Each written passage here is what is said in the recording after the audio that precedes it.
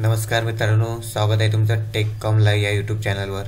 तर आज आपण शिकणार आहोत ISM फॉन्ट कसा इन्स्टॉल करायचा विंडोज 10 किंवा विंडोज 11वर। सध्या माझ्याकडे विंडोज 10 आहे आणि लॅपटॉप आहे डेलचा, तर त्यावर मी आता ISM फॉन्ट इन्स्टॉल करून दाखवणार आहे तुम्हाला। त्यासाठी तुम्हाला ते ISM फॉन्ट आधी डाउनलोड करावा लागेल। त्यासाठी लिंक दिलेली आहे डिस्क्रिप्शनमध्ये, ती जाऊन तुम्ही चेक करा। तर आता मी सेटअप चालू करतो माझं ISMचं। ISM व्हर्जन 6.2 आहे। तर ह्या फोल्डरवर डबल क्लिक करा। डबल क्लिक केल्यानंतर इथं सेटअप फाईल असते,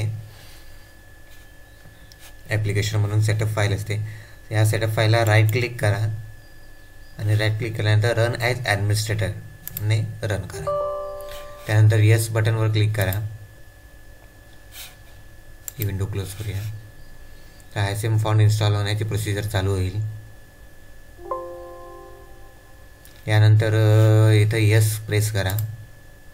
त्यानंतर वेलकम स्क्रीन येईल तुम्हाला। नेक्स्ट नंतर लायसन ॲग्रीमेंट येस करा। त्यानंतर इथं तुम्हाला जर कंपनी नेम ऑलरेडी येत असेल तर येऊ देत, आलं नसेल, आत्ता माझ्याकडे आलेलं नाही, तर ABC किंवा XYZ काही पण दिलं तरी चालतंय, तुमच्यावर डिपेंड आहे। आत्ता आपण ABC म्हणून देऊ तात्पुरतं। नेक्स्ट करा। नेक्स्ट केल्यानंतर डेस्टिनेशन लोकेशन इथं दिलेलं आहे, चेंज करण्याची गरज नाही आहे, त्या पद्धतीने नेक्स्ट करा आणि नेक्स्ट करा। 1 मिनिटात तुमचं ISM फॉन्ट तुमच्या विंडोज 10वर इन्स्टॉल होईल।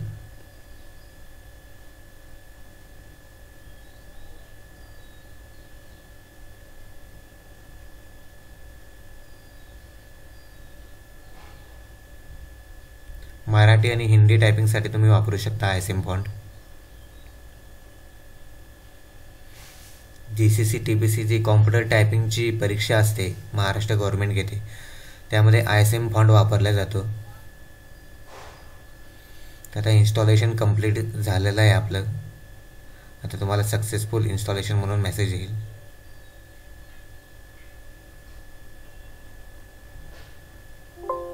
ठीक आहे, ISM व्हर्जन 6 इन्स्टॉल सक्सेसफुली। तर ओके बटनवर प्रेस करा। त्यानंतर रेडमी नोटपॅड अशी फाईल येईल, ती क्लोज केली तरी चालते, वाचणार असेल तर वाचू शकताय। त्यानंतर रजिस्ट्रेशन फॉर्म येतो, फिल करायची काही गरज नाही, तुम्ही डायरेक्टली कॅन्सल म्हणा आणि yes I want to restart my computer, तुम्ही कॉम्प्युटर तुमचा रिस्टार्ट करून घ्या आणि फिनिश बटनवर क्लिक करा। आता मी कॉम्प्युटर रिस्टार्ट करत नाही आहे। त्यानंतर तुम्हाला डेस्कटॉपवर ISM व्हर्जन 6 असं दिसेल, त्यावर डबल क्लिक किंवा राईट क्लिक करून रन केला तरी चालते, रन ॲज ॲडमिनिस्ट्रेटर। येस करा। ठीक आहे, तुमचं ISM सॉफ्टवेअर इन्स्टॉल झालेलं आहे ॲप्लिकेशन। इथं तुम्हाला काय सेटिंग करायचे आहेत त्या तुम्हाला मी दाखवून ठेवतो।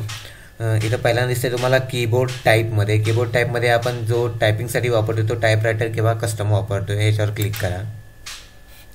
त्यानंतर टाईपरायटर कीबोर्ड अवेलेबलमध्ये रेमिंग्टनच ठेवायचं आहे, टाईपरायटर मराठी हे ठेवायचं नाही आहे, रेमिंग्टन मराठी ठेवायचं, कारण आपल्याला GCC TBC जी परीक्षा होते एक्झाम, त्यामध्ये आपण रेमिंग्टन हेच वापरतो आहे। ओके करा। इथं तुम्हाला लँग्वेज दिसते, ती मराठी, हिंदी किंवा मराठी असते, आपली मराठी आहे तीच ठेवायची आणि फॉन्ट टाईपमध्ये युनिकोड ठेवायचा। त्यानंतर स्विच की जी गोष्ट असते, म्हणजे तुम्ही आता हा सॉफ्टवेअर तुम्ही ॲप्लिकेशन चालू केलेलं आहे, तर ते रन करण्यासाठी, म्हणजे तुम्हाला जर टायपिंग करायचं असेल तर रन करण्यासाठी स्क्रोल लॉक, नम लॉक किंवा कॅप्स लॉक असे 3 बटणं असतात। स्क्रोल लॉक हे तुम्ही जर तुमचा डेस्कटॉप असेल किंवा कॉम्प्युटर म्हणजे आपला PC असेल तर तुम्ही तो वापरू शकताय स्क्रोल लॉक बटन, कारण त्या कीबोर्डवर स्क्रोल लॉक बटन असते। जर लॅपटॉप वापरत असाल तर लॅपटॉपमध्ये कधी स्क्रोल लॉक बटन तुम्हाला व्यवस्थित प्रेस करता येत नाही किंवा तुम्हाला कधी कुठल्या कीबोर्डला नसतं बनते, तर तुम्ही कॅप्स लॉक किंवा नम लॉक बटन ऑन ऑफसाठी वापरू शकताय। नॉर्मली आत्ता माझा लॅपटॉप आहे म्हणून मी कॅप्स लॉक चूज करतोय आणि ISM फॉन्ट चालू झाल्यानंतर क्लोज न करता इथं मिनिमाइज करून ठेवायचा, म्हणजे तुमचं जे सॉफ्टवेअर आहे ते चालू राहील। त्यानंतर वर्ड तुमचं ओपन करा।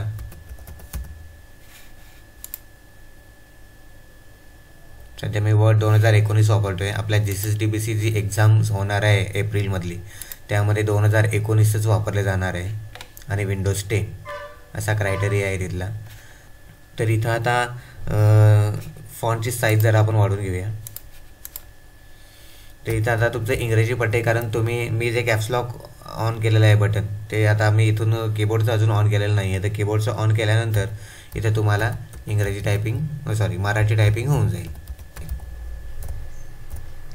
तर मराठीसाठी ऑटोमॅटिकली मंगल फॉन्ट इथं सिलेक्ट होतो आहे. विंडोज 10 असेल तर तुमचं काही प्रॉब्लेम येणार नाही, किंवा विंडोज 11 असेल तरी काही प्रॉब्लेम येणार नाही. ISM डाउनलोड करायची लिंक मी माझ्या व्हिडिओच्या डिस्क्रिप्शनमध्ये दिलेली आहे, तिथून जाऊन तुम्ही डाउनलोड करू शकताय. अजून काही प्रॉब्लेम असेल तर कमेंट बॉक्समध्ये तुम्ही कमेंट करू शकताय मला, मी त्याच्यावर नक्कीच रिप्लाय करीन. ISM बंद करण्यासाठी उजव्या साईडला जाऊन इथं ISMचा लोगो दिसतो, याच्यावर डबल क्लिक करा आणि इथे जाऊन क्लोज करू शकताय.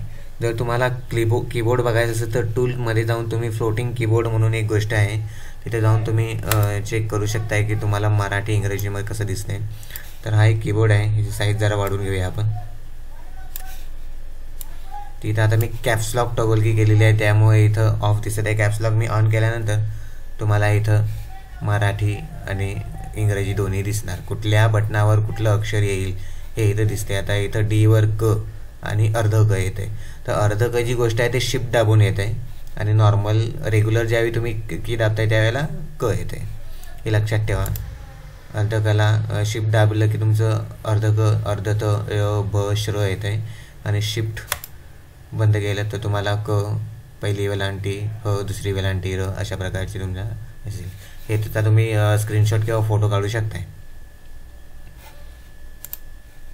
तर व्हिडिओ आवडला असेल तर लाईक करा, शेअर करा तुमच्या मित्रांमध्ये, आणि काही प्रॉब्लेम असेल तर कमेंट बॉक्समध्ये कमेंट करून मला विचारू शकताय, नक्कीच त्याला रिप्लाय दिला जाईल.